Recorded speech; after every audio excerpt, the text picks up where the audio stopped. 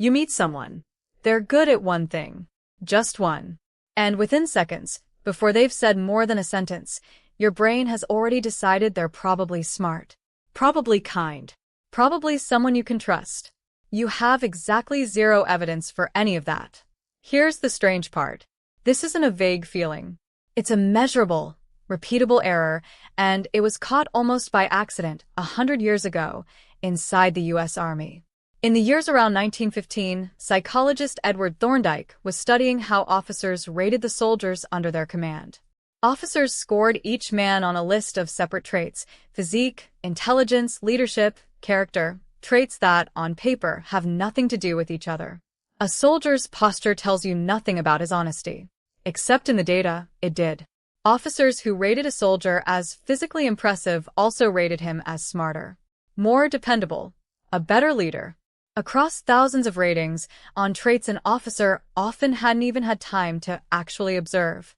Thorndike published the finding in 1920 and gave it a name: the halo effect. One standout trait doesn't just get noticed. It bleeds into every other judgment made afterward, even judgments about things nobody actually checked. For decades, that was where it stood, a strange pattern in old military paperwork. Then in 1972, 3 researchers, Karen Dion, Ellen Burstiad, and Elaine Walster, decided to test it somewhere far more ordinary. They showed people photographs of strangers. Nothing else. No conversation. No resume. No behavior to judge. Just a face. And they asked people to guess. How kind is this person? How successful? How intelligent? The results were almost embarrassing. Attractive faces were rated as more intelligent, more successful, more likely to be good parents. From a photograph, with no information behind it whatsoever. They called the paper "What is Beautiful is Good," and the title wasn't ironic. That's genuinely what people believed, instantly, based on nothing. So here's the actual mechanism, and it's worth sitting with. Your brain isn't running an assessment when it meets someone. It's pattern completing.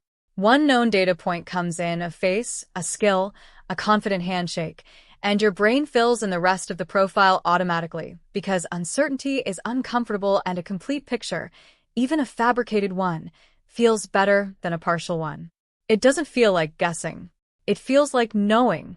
And it doesn't only run on strangers. Once someone forms an early impression of you, good or bad, that impression becomes a lens.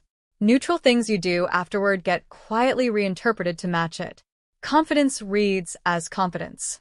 Hesitation, once someone's decided you're incompetent, reads as proof. This is why job interviews are famously unreliable predictors of performance. Why one polished opening line can outweigh 3 unrelated red flags. Why attractive, confident people get away with things that would sink anyone else. Not because people are shallow, because the brain treats a person as one bundled package, not as a list of independently verified facts. So think back to the very first 10 seconds of this video. Before you had any real reason to trust what I was telling you, you made a call about whether this channel was worth your next 4 minutes. You've already done the thing this video is about. You just didn't notice yourself doing it.